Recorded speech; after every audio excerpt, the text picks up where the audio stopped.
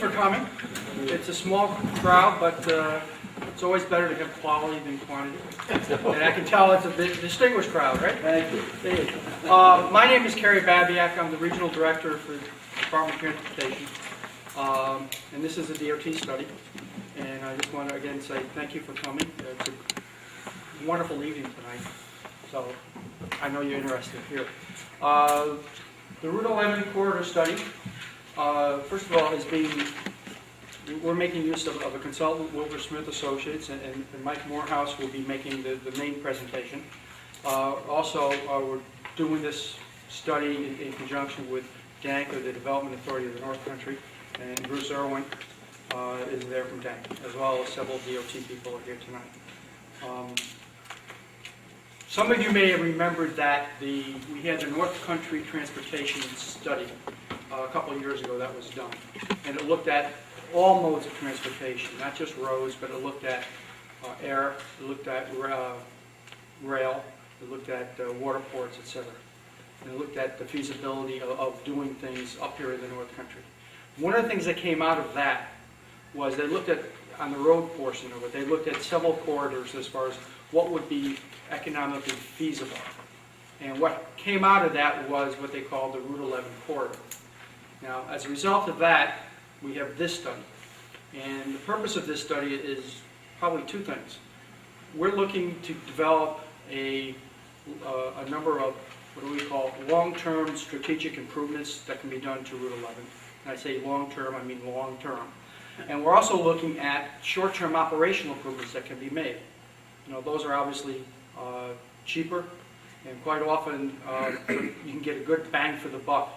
And things could be like working on the signal system in a community, like maybe connecting those signals and working on the timing and tweaking the timing. You can get traffic through that village or that city quicker, and that's relatively cheap to do. So we're looking at those type of things too. Tonight, as I said, it will be relatively informal. Mike will present the findings so far, and I want to stress the findings are, it's only halfway through the study, they're preliminary. The main purpose is for us to tell you what we've got so far, and for us to listen to you with your ideas. And there'll be other meetings in the future, but just to let you know what's going on. And with that, I just want to turn it over to Mike. Thank you. Good evening, everybody. Good evening. This is a pretty brief presentation. It should only take about 15 minutes, and then we'll open it up to hear your comments. But as Kerry said, we're really early in the study. Basically, we've been collecting data, and we've been analyzing data and identifying needs. And what we're going to show you tonight is what those needs are and what some of the possible improvements can be. But by no means are these concrete or set in stone. There's a lot of we have a lot of work to do before we come up with recommendations. The study corridor is about 150 miles from Watertown to Champlain along Route 11. And when we say Route 11, it's basically the corridor, 1,000 feet on each side of the corridor. So it could be 11B, 11C. You know, there's the various alternate routes that parallel Route 11 are part of the Route 11 corridor. It also includes what we call north-south spurs. And those are spurs that connect the adjacent communities to Route 11, like Blauville, Ogdensburg, Messina, Plattsburgh. And when we started the study, we came up through our study advisory group and the consultant team with 5 study goals. And these are modeled pretty closely to the DOT goals, where mobility and accessibility was a very high priority for the study, meaning we want to make it easy for people to move across the corridor, not only in the east-west direction, but in the north-south direction. We think that mobility and accessibility, which is the ability to get from place to place, is one of the impediments to economic competitiveness, which you see in this goal. Obviously, the last study, the North Country Transportation Study, said that in order for significant economic development to finally occur up here, some sort of transportation, multimodal transportation improvement would be necessary. But we also want to be mindful of safety, and safety is something I'm going to show you in the next slide or two. That's a very high priority for this project.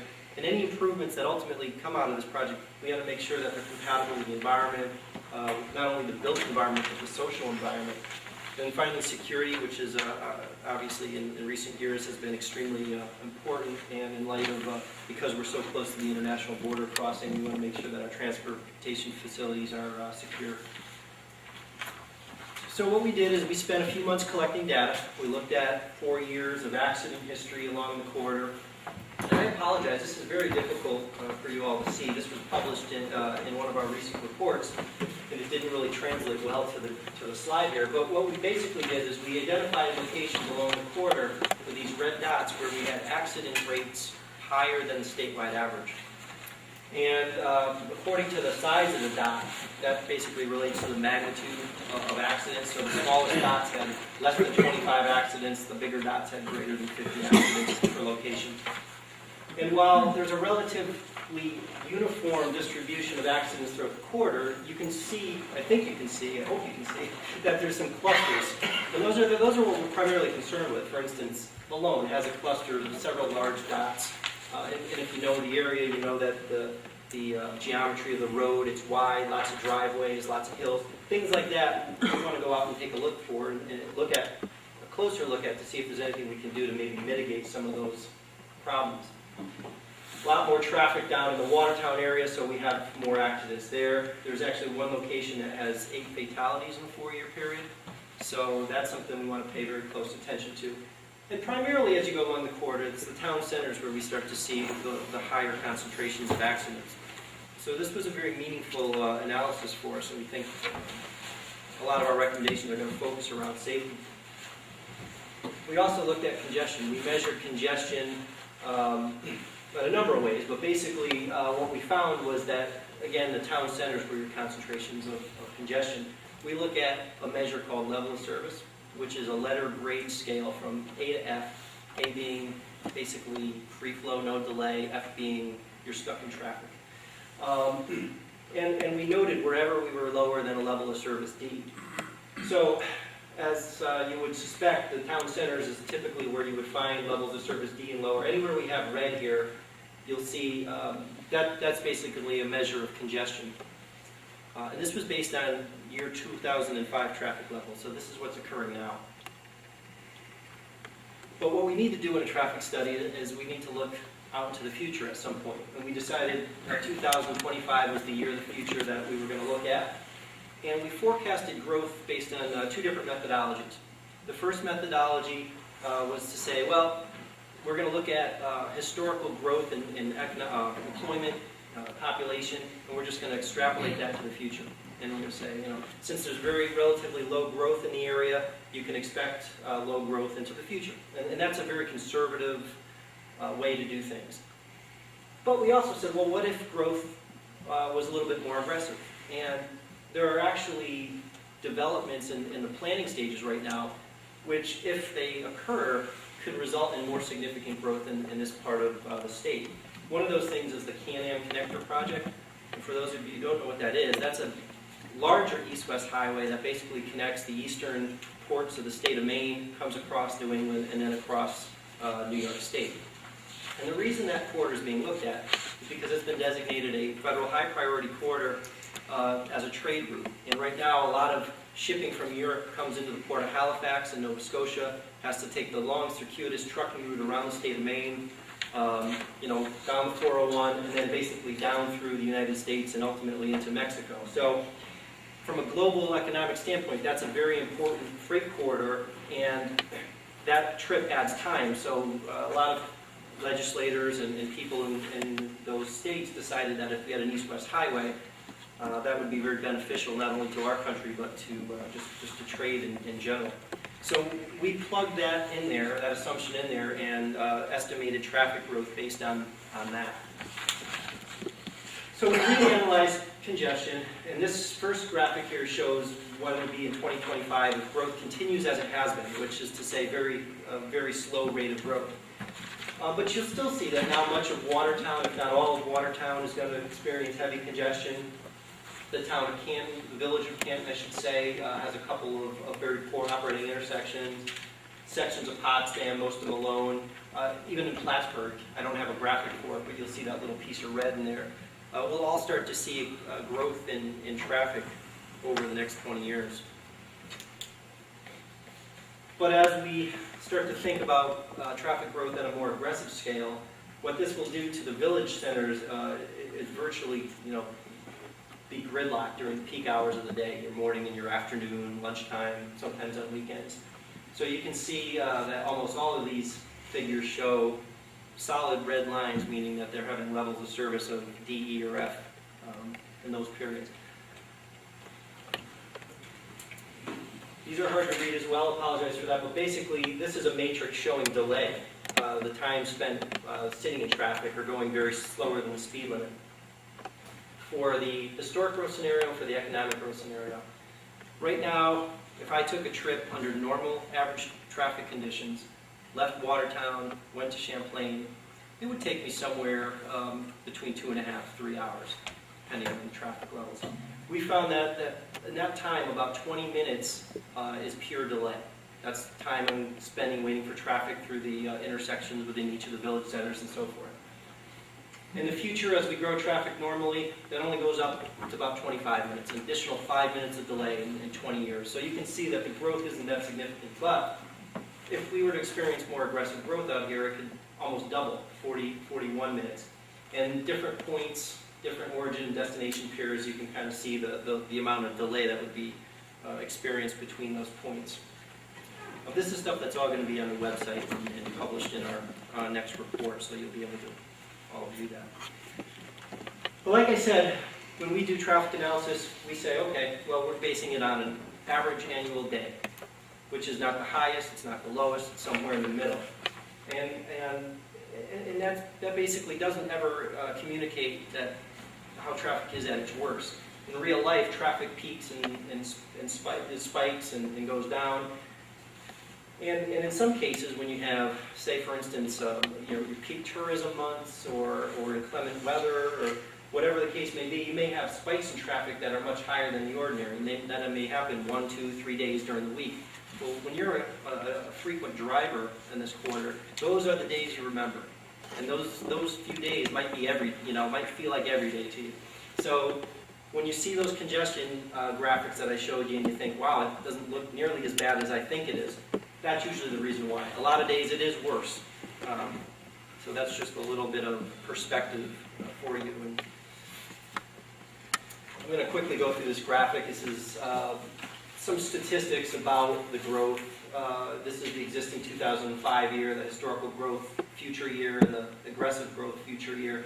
It basically says the growth in average annual daily traffic will go 15% to 30% depending on how much growth or whether this Can-Am project comes through New York. I explained to you the delay and how that increases. One thing I'll point out here is the number of accidents.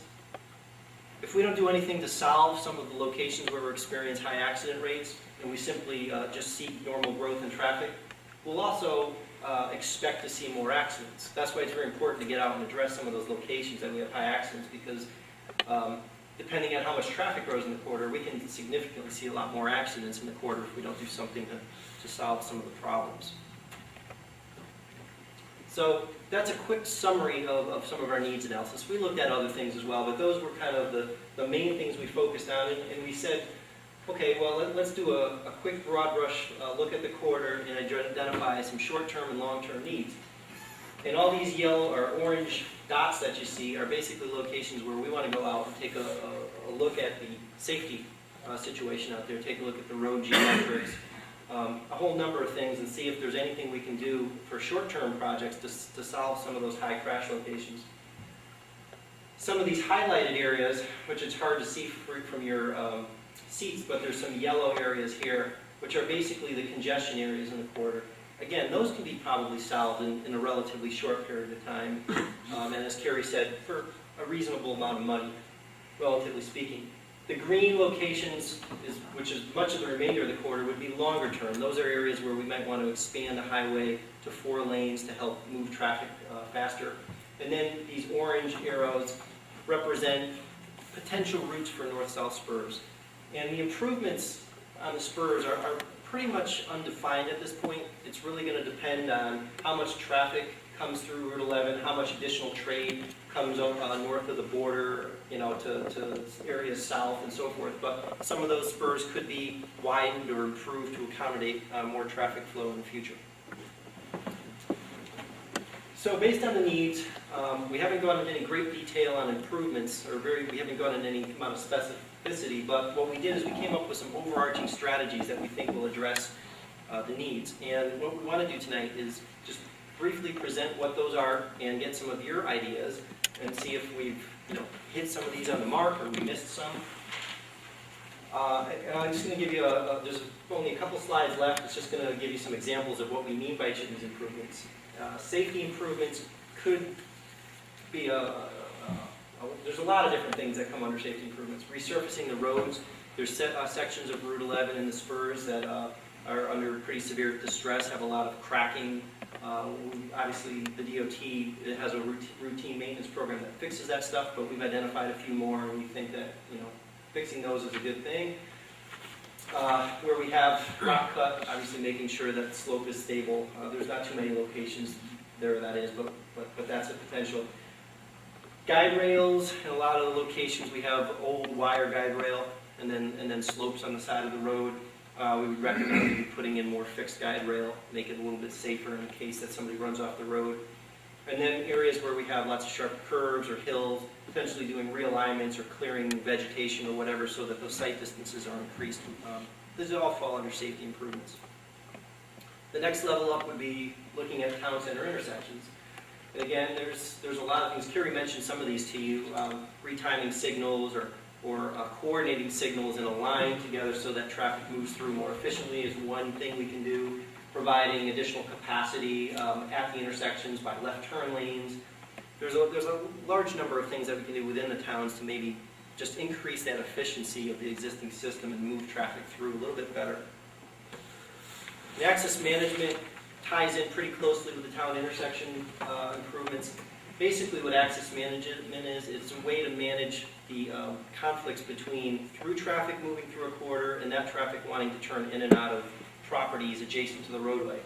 So this is just an example of a roadway that has lots of development with frequent driveways alongside. And what we would do is we would take a look at that and see if there was ways to consolidate driveways or provide ways to move across the properties without using the main thoroughfare, center turn lanes, things like that. The DOT is actually doing a lot of that work already on Route 11, but we found a couple locations that we think additional access management can be done on. Community enhancements, these are things that are going to be basically done in the village centers. What we also want to recognize is that it's not just the providing more capacity for the automobile that's going to solve the problem, but also providing better amenities for pedestrians and bicyclists, making it easier for people to move through the villages without getting into their automobile, providing more convenient parking or maybe pedestrian refuges in the middle. You take them alone, for example, with a very wide cross-section, it's awfully hard to get across the street. Well, those are things that all can come under community enhancements. We think that'd be a real benefit for a lot of these villages. And as we move to kind of the higher level improvements, spot widening, there's a number of things that fall under spot widening. Could be truck climbing lanes. Sometimes we have steep grades where trucks start to slow down and faster vehicles behind them want to get by. Or we can have narrow shoulders in some locations, and that if you drive on a road that's 2 lanes with narrow shoulders, you start to feel kind of unsafe. Spot widening can involve that. One thing that came out of some of the previous meetings, which was a pretty good idea, was to make segments of Route 11 4 lanes for 1,000, 2,000 feet every few miles to provide opportunities for vehicles to pass slower moving vehicles. Because what's happening now is you get a slow moving vehicle and then people get frustrated. They either get on the shoulder and zoom by, or they get out in the opposing traffic lane and present some pretty unsafe conditions. So that's something that we took out of some of the previous meetings. And then finally, I've lumped bypasses, spurs, and expressway all into one graphic because these are really your long-term, very high capital cost-intensive projects.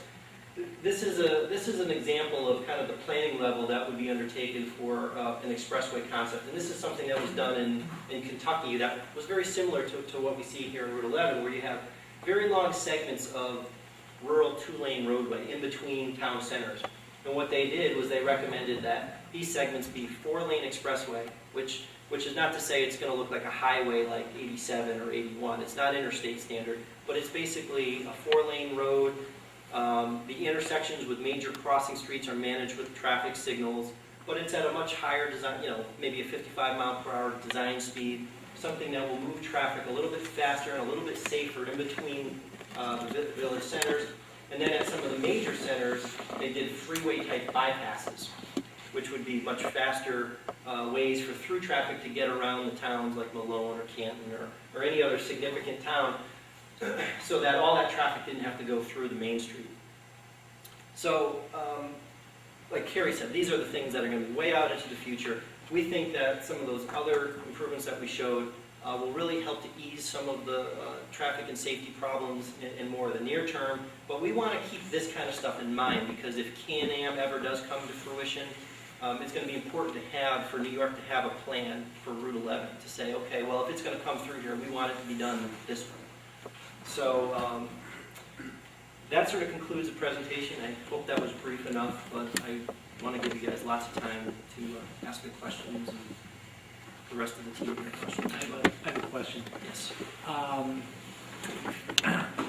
From the point of view of the city of Plattsburgh, it's the biggest population center, I guess you could say, in this area. Can the Route 190 improvements be included so that there's, fast, like you say, moving people a little more efficiently to get people to Plattsburgh, so that that also is taken into account within this project? We included 190 as a spur at this point. Like I said, nothing is concrete at this point, but providing, a more direct and improved linkage to Plattsburgh was something we're recognizing. In previous meetings, we heard things like the reservation on 190, which I guess 190 just runs right up against. It would not be very easy to do any kind of widening in that area, just because you're on sovereign land at that point. So That is all your maintenance through there, though, right? 190. what's that? That's all under DOT maintenance. Yeah. Okay. It just might, again, from an environmental standpoint, it may be more difficult to try to get through an area like that, but I don't, the DOT would have to answer whether or not that was a feasible alternative, but those are things we're looking at.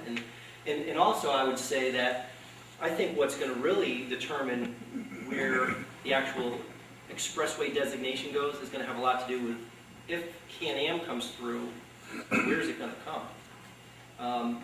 Just for your background, the Can-Am study, Maine is very much for it, New York's very much for it, Vermont and New Hampshire aren't, especially Vermont.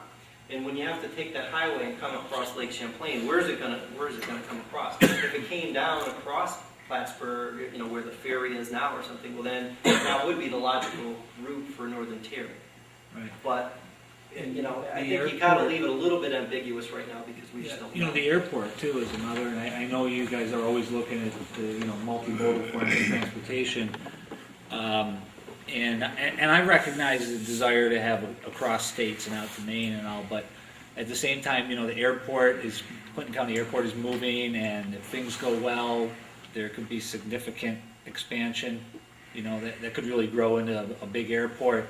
And it really makes a lot of sense to be able to, provide a direct and easy access. And so that's why I raised that question, if that can be included in the scope within this project, the planning phase, to say, hey, we got a big population center here, and let's see what we can do to get people in and out, efficiently.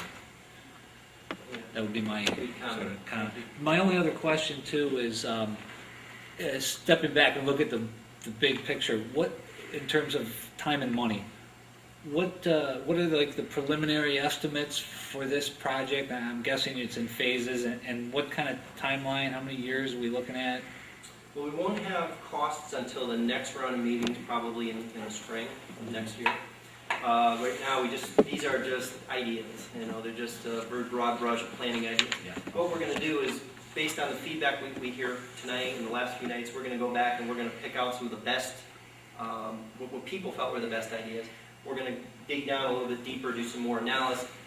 We're going to come up with improvements, a phasing plan, a concept cost estimate. But I just want to say something like an expressway, you're looking at 20 years plus, and starting at $1 billion and heading out, upwards there. So Problem.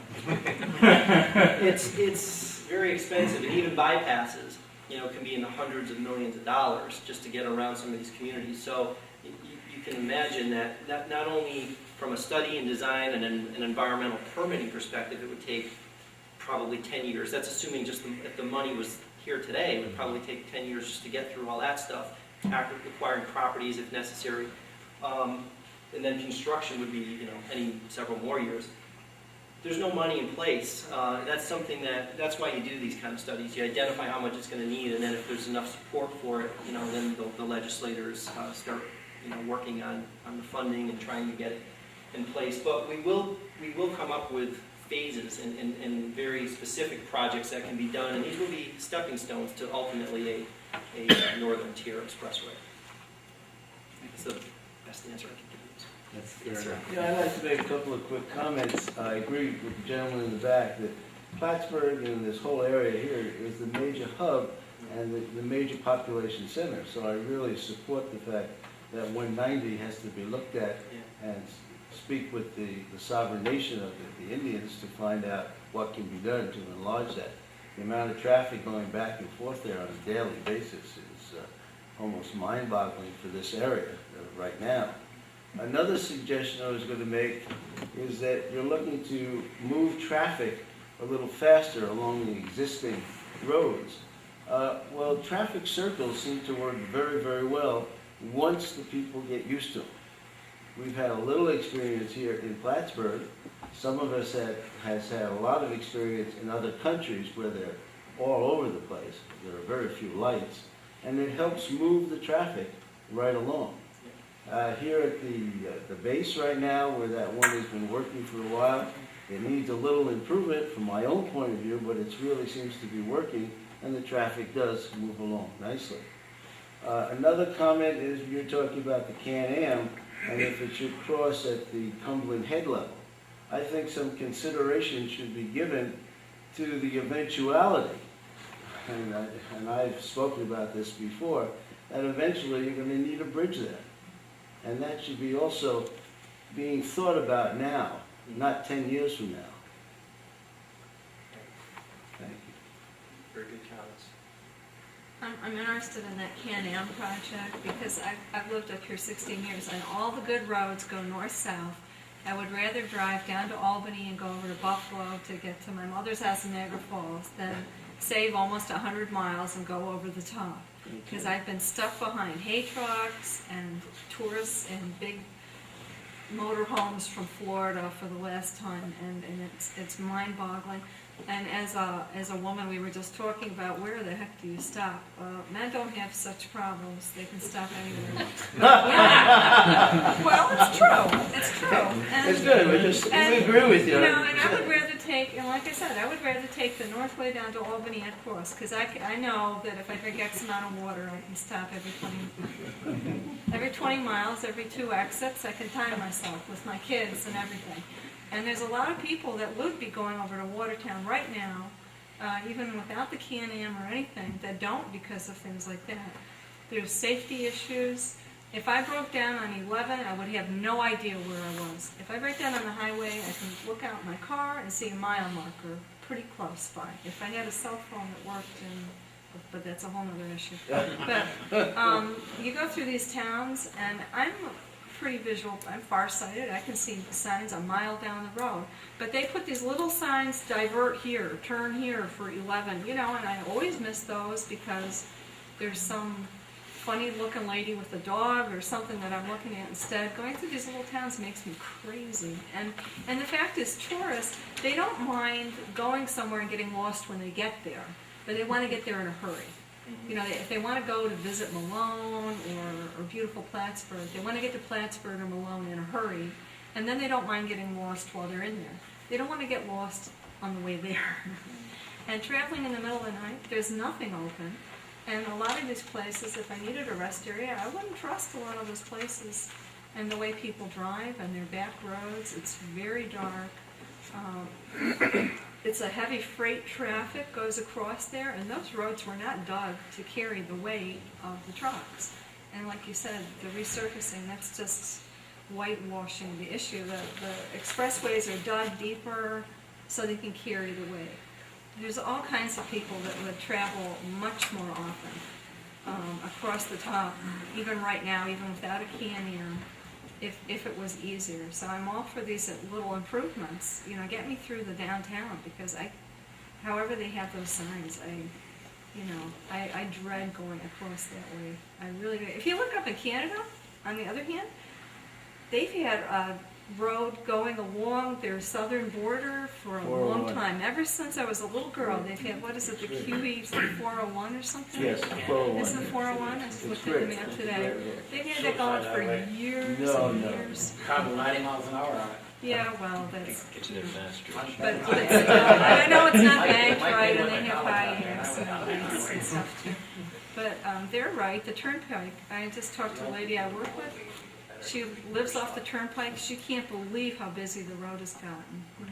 The reservation has a casino there. If they could be convinced that this would bring more traffic into their casino and their gas station and their cigarettes, We were there this afternoon. okay, well, see, there you go, right there. There's also one up on the road. It's, All you gotta do is. Oh, like it's when money, They you have a know, casino there as well? is it, yeah, No, they got a bingo hall. that's money. Thank you for those comments. I think that was one of the first times I heard a real user perspective Oh my of the gosh. roadway, and I have, being actually, a I woman, made that's 2 pages something of that, notes. yeah, we, I travel Route 11 once a month. Syracuse. That's no pick. I have like a 10:30 meeting in the morning. I gotta get up early for that on Route 11. Syracuse. Once a It- month. It's not plowed as well. It's more tiring because you have to watch your kids and bicycles. It's more wear and tear on your car because you have to brake more often. You have to, it uses more gas to drive over the top because you have to start and slow down, and then you're idling in traffic. There's a lot of good reasons why it needs to be speeded up going across the top. thank you. Any other comments? Yeah.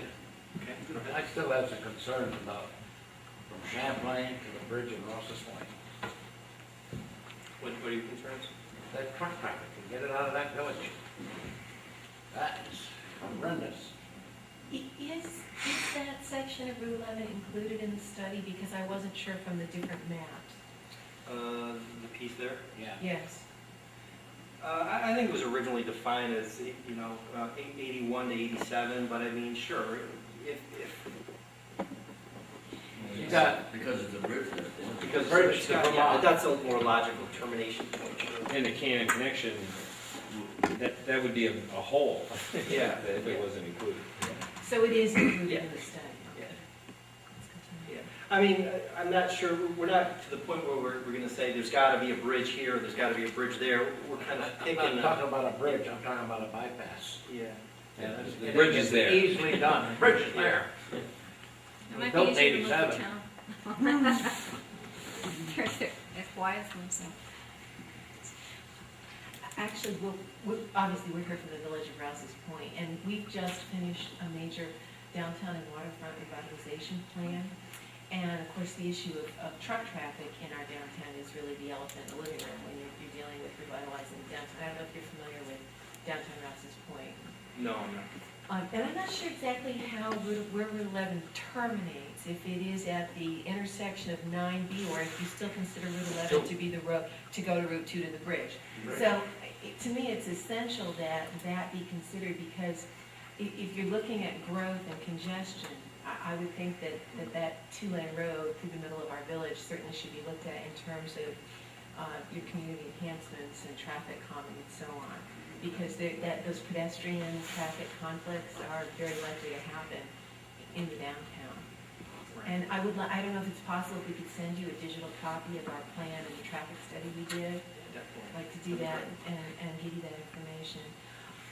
and ask to be added to maybe one of the near-term projects, maybe to look at the community enhancement and traffic calming at the village, in the village, because it's a major issue for us as we try to coexist and get the tourist economy to coexist with the amount of traffic in the downtown.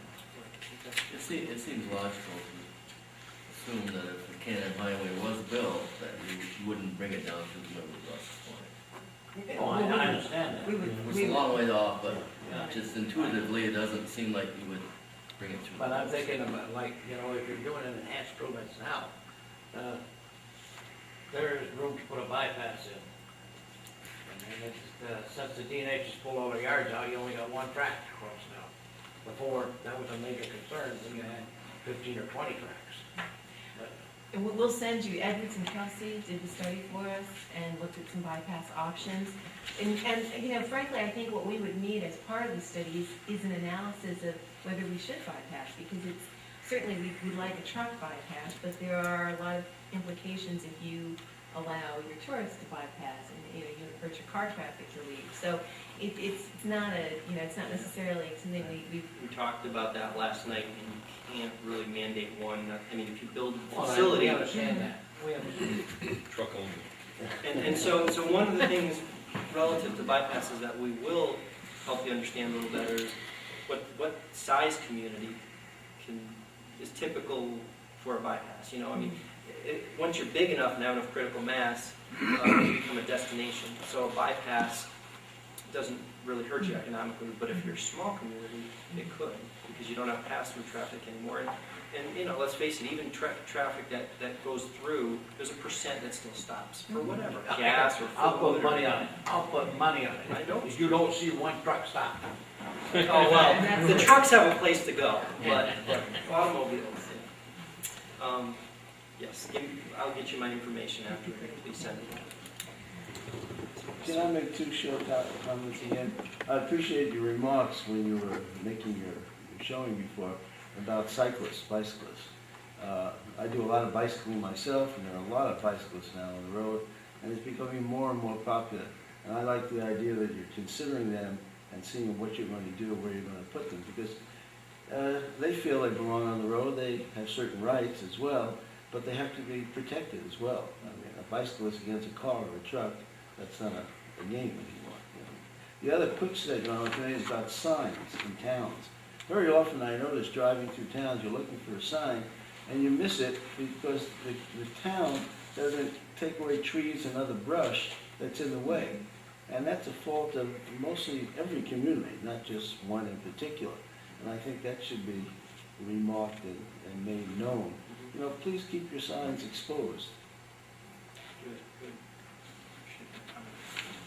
Yeah, came down from Saranac Lake, but I used to live in Malone and I used to live in Plattsburgh as well. But around Saranac Lake, we've got 3 or 4 collisions with moose just this fall. I wonder if you guys have any data on you know, moose and deer collisions.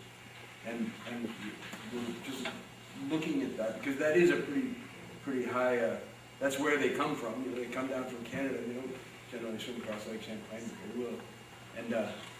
And I guess I was wondering if you guys have considered using any of the underpasses like exist on the Northway for wildlife tourism. You answered this one last night, why don't you take Sure. a crack at it?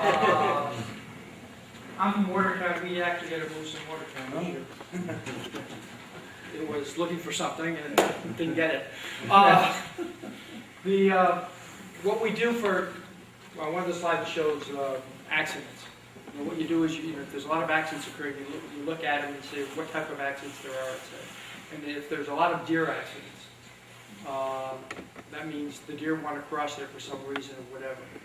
Now, one of the things we do, we work with DEC, and we put up deer crossing signs, which obviously the deer don't read, and they don't abide by, but hopefully it's an attempt for us to warn the motorists that, hey, remember, look for the deer, or they'll find you, or you know, be prepared. So we can do that, and we have been doing that.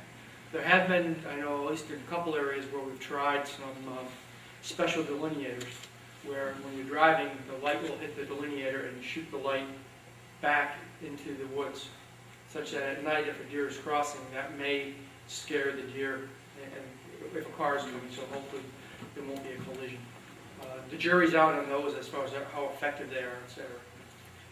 As far as particularly moose, no, I don't, you don't want to hit one, obviously, they're big. The problem with underpasses is, you know, just for this road here, you got, what, 150, 160 miles. Where do they cross? You know, they cross wherever they want to. It was suggested we put up, we fence the whole road, you know. Some people suggest that, you know, you put a 4-foot fence, it won't stop anything. Put an 8-foot fence, it will stop some animals, but there are negatives to that too, and they're not cheap.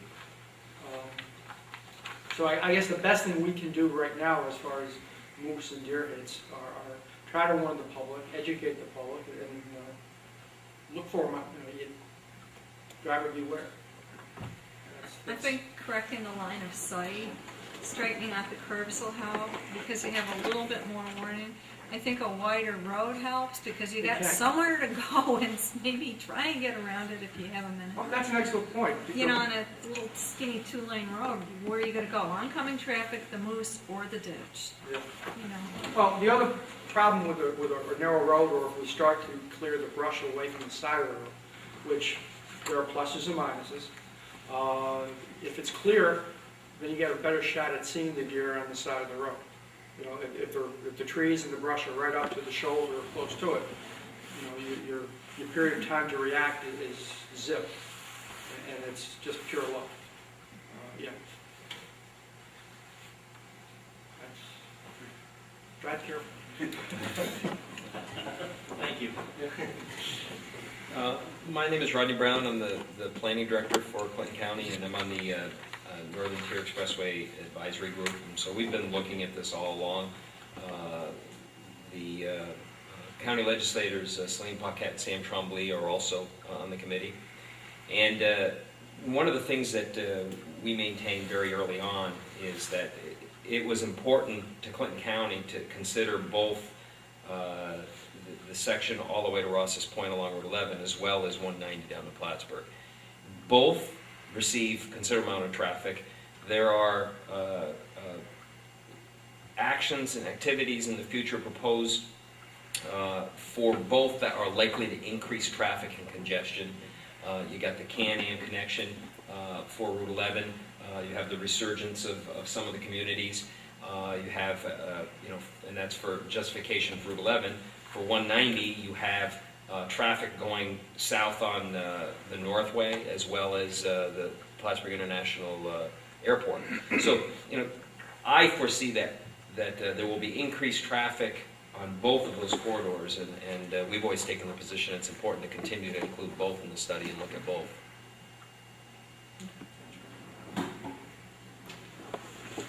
Others? Yes. Yeah, I was gonna make that point that everybody's here to protect their turf, but I do know in Champlain there's more east-west traffic than there is north-south.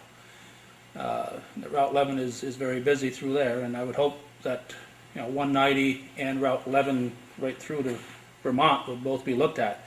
And 190 is definitely one of the most dangerous roads we have in Clinton County, and something should be done to make that a lot safer, because people coming east will get to Ellenburg and they'll look at a map and they'll see that road is there, and even if the main route says go to Champlain, if they're heading toward Plattsburgh, well, they're going to take that road, and that road's not improved safety-wise. It's dangerous enough now. There's far too many lives lost on that road every year now, and it wasn't included, I noticed, on your fatality survey, but it really should be, because it's probably the most fatal stretch of road that we have in Clinton County. But we've got that new several $100 million expansion going on at the Champlain border, and a lot of this trucking coming in and out of there will be heading east-west, and they're not going to want to come to Plattsburgh, then head back up to Ellenburg. That wouldn't make any sense. So they're going to be traveling Route 11 also. So that road is got to be, both roads I think should be included for both reasons. And the other thing is, at no point, this lady talked about stopping and using the facilities. I don't see anything here that would indicate that you would have rest areas, because you've got all these populated areas that are going to be along the way, so that won't solve the restroom problem. And I just drove from Champlain to Potsdam over last weekend, and I find that driving that more alert than driving to Lake George, because you've got traffic coming, you've got communities and so on.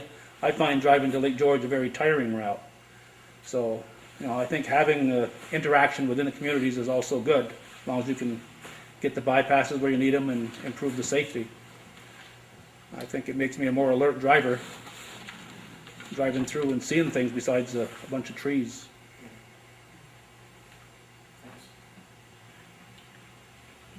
If I just make one more point, because I think that the strategy that county has laid out and that Kelly just talked about of investigating both the 190 spur and continuation across to the bridge at Route 2 is a great idea.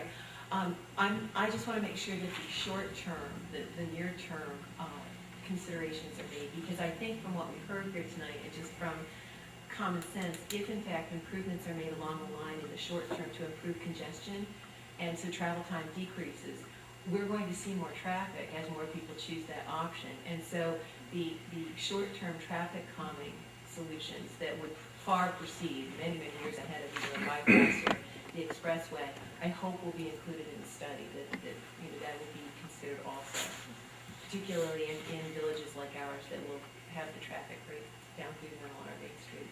Well, that was, I'd say, I don't want to say it's 50-50, but the comments we've heard, especially in Canton and Malone, a lot of people want the traffic bypassed, but there was also a fair number of people that said, well, we don't want to bypass, but what we do is we want to make sure that any traffic that's coming through our town is managed more, safely and efficiently. It's a tough thing to balance both of those things, and especially when you have a lot of trucks. Like somebody commented that there's a lot, and there are a lot of trucks. When you look at a percentage basis, there's really not any higher percent trucks than there are on most state highways around the country. But when you have 2 or 3 big trucks every 5 minutes coming through in a row into a village where you have people crossing and stuff, that's still a lot of trucks. And so they need to be responsible. They can't be coming through at 50 miles per hour or hitting on their brakes and causing all kinds of noise and stuff like that. So, But from our point of view, our ability to access the funding that we'll need, it'll be critical that the recommendations end up in the results of your study. So it's very important to us. we'll definitely make sure that we extend that out and look at rest.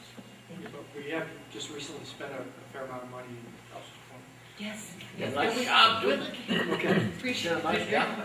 Yes, nice job, we want more. Right? That's never ending. I know The that. governor told me that. What? The governor told me that. That's, The governor told me I you should understand don't that. quit. That's not just a comment that, it's for just Ross's point, it could concern any village you have along it. You're making sort of a general comment.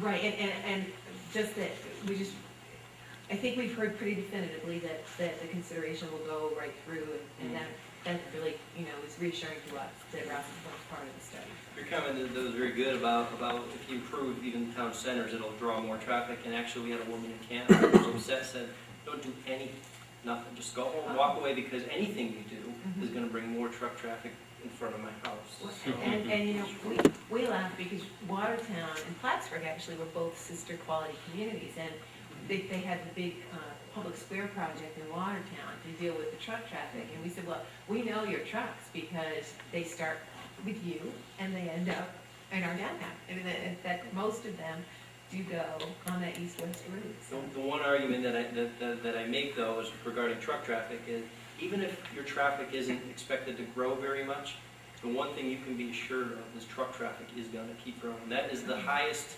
growing component of traffic you're seeing throughout the country. Just more and more freight is occurring, and it's going to go somewhere. If it can't fit on 401, it's going to come down here. So making sure that the centers are safely done and everything like that will help. Do you know if the truck traffic in Ross's Point is mainly headed east-west in Vermont, or is it just trying to bypass the Champlain Vermont. crossing? I think 90% of that truck traffic goes better over the bridge to Vermont. It's going from Or from Vermont.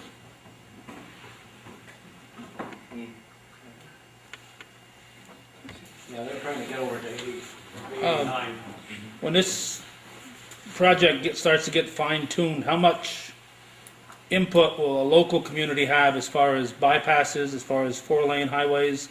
I look at Chateauguay and I can't imagine a four-lane highway going through downtown Chateauguay without removing every business in town. And I look at where Sam Trombley lives there in Ellenburg, and it's amazing that there aren't fatalities every year when that school, when the kids come out of that school, Right on that. right on that curve. So that's an area that definitely has to be improved. So how much local input will the local communities have? Lots. First of all, this is a planning study, so what will happen will, the end result of this will be a list of potential improvements and suggested priority orders, et cetera, what will get done. From there, we go to try to implement something. I mean, before we were to do a project that would affect a community, I mean, there'll be public meetings, opportunities for you to provide input, tell us we have a great idea or not. And it's a very thorough, sometimes very bureaucratic process, but I think hopefully it does result in a product that meets the transportation needs and the community needs. We take the community's needs very seriously.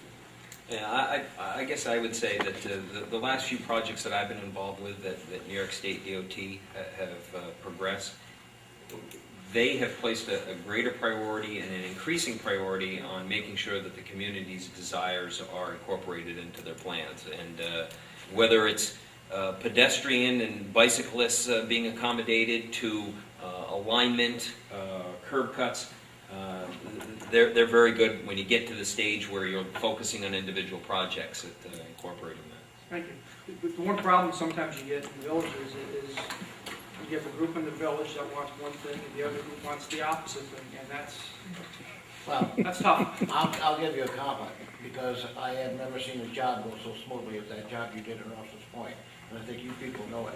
That was I would say it's a joint effort. I know you and the other village people did a great job too, and with PR and community relations, et cetera. It was, it worked out well for all of us. I say.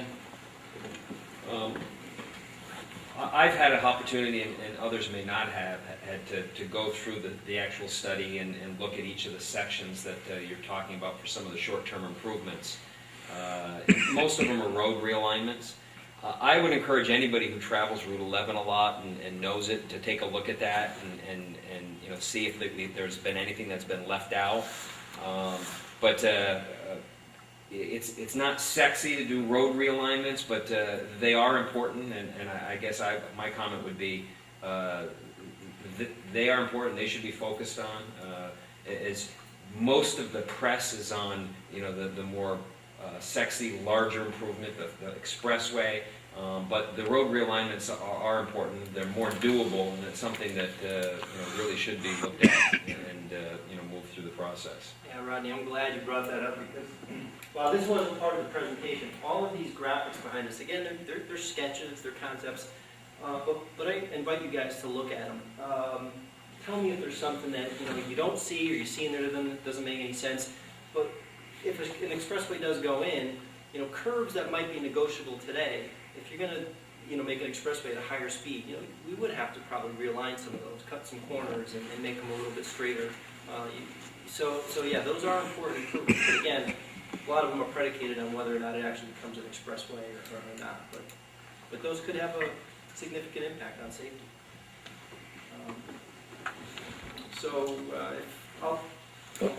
Just out of curiosity, I'm just wondering, I know 11B is about 4 miles shorter to Potsdam and Malone than 11. Is 11B a possibility, or is it, Yes. Yeah, when we say Route 11 or Route 11 corridor, especially where 11 and 11B are, we're talking both of them.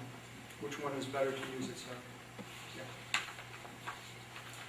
In a few months, all those details will be worked out. We'll come back. We'll have a more definitive set of ideas. There'll be kind of draft recommendations at that point, but you'll have a lot more information to consider. And then provided, based on that feedback, we'll then finalize the plan and DOT will run it. I had an experience a long time ago. I was living in a new dormitory, and they hadn't put the sidewalks in, and I was complaining about how we had to wade through the mud to get to the parking lot. And they said, that's the whole point. We're gonna see where people wanna walk, and that's where we're gonna go, the sidewalks. We're not gonna waste our, how many people have to, they get frustrated because they gotta walk a mile out of your way, and everybody's cutting across the lawn that way. So I kinda like the idea of re-engineering the downtowns first, and then seeing what the traffic will bear, and what, make the small changes first, and let the users kind of determine where they wanna go. And as you go along, see where things are heading, where the traffic wants to go. Because I think your users are gonna, like the people cutting across the grass, they're gonna let you know where they wanna go. Just like 190 is telling us right now that people wanna take down. That's a good point. I made a point to walk every community that we stopped in this week, and I think when people live there, they know where to go, where not to go, and it just becomes ingrained. Well, when I'm walking, I said, well, I want to get over there, and I realize that, boy, there's no sidewalk connecting me there, and then that crosswalk, I got to hit that button, but it's like a 5-minute wait before I get to walk. I mean, it's just a lot of things, and I'm thinking, this is a very difficult town to get around if you're a pedestrian. So, that's what we'll do. We're going to send some people who've never been here before out and start walking around and see, okay, we're missing a linkage there. So there'll be some micro scale, improvements, recommendations like that. I think those can be beneficial, and if they're there, people will start using them, and hopefully that'll keep some of the short distance traffic, maybe it'll at least relieve some of the pressure. But, If you have suggestions, we send them to this www.dank.org. if you go to that website, there's going to be a link to this study. Okay. All right, and on that site, there's going to be a form that you can fill in your comments and email. We'll get that and we'll take those. Or there's an 800 number that you can call. Or we can just give you a piece of paper, or I'll give you an address and you can mail it, whatever you're most comfortable with. I'm glad you guys are finally looking at this. People have been talking about it for a really long time. I think whatever you do is going to be successful because you're linking two existing highways. If you said build an expressway to Malone from Plattsburgh, well, that's not going to get you anywhere. But you're connecting some very successful roads with one another, so it will make an improvement. It's very worthwhile to pursue this. I hope it doesn't get dropped because I think in the past it's been poo-pooed and pushed off, and maybe it should have been done a long time ago. I don't know, but For sure. I'm Can we guaranteed put it you won't on be our dropped. advisory committee? sure. This won't get dropped, it just, the implementation, is going to be 20-plus years probably for everything. But slow and sure, hopefully. Yeah, we hope you'll see some shorter term things start happening in the next 5, 10, 15, the interim things. That's the idea. So that's progress is going on, even when the long-term solution might be a way out. That's all. Thank you very much for your comments. We're going to be here for a little while. Look at the boards.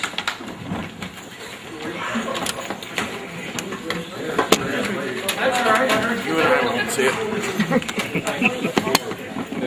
Oh, yes,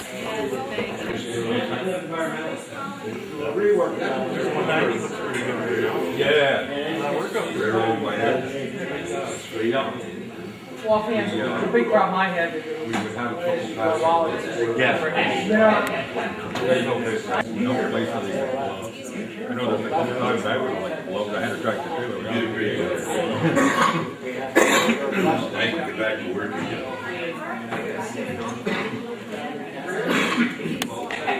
Hip Route 11, I mean, that's they're doing a lot of surveying on Route 11 there now. They're taking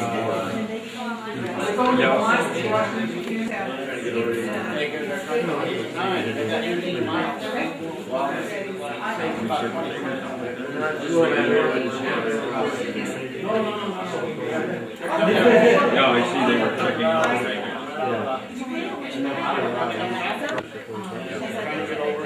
Kind of scary to do that.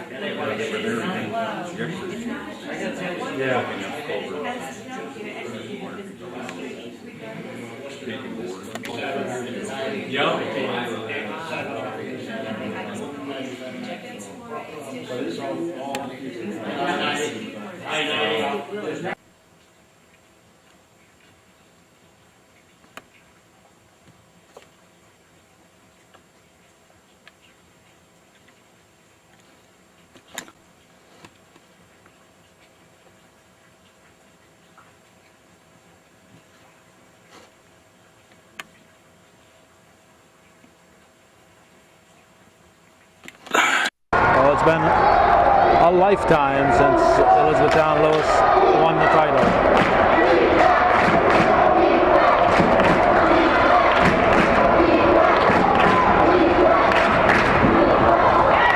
Picked off by Gibson, knocked out of bounds by Sherman. Well, she turned. It was Sherman. Not sure. I think I did say Sherman, didn't I? Or did I say Russell? Well, whoever it was Sherman.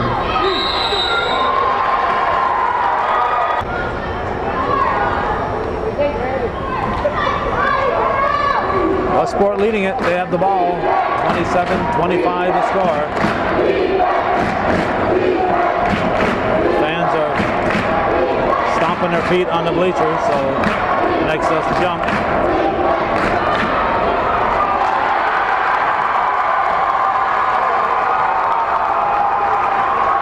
Was Vanderhoof scoring.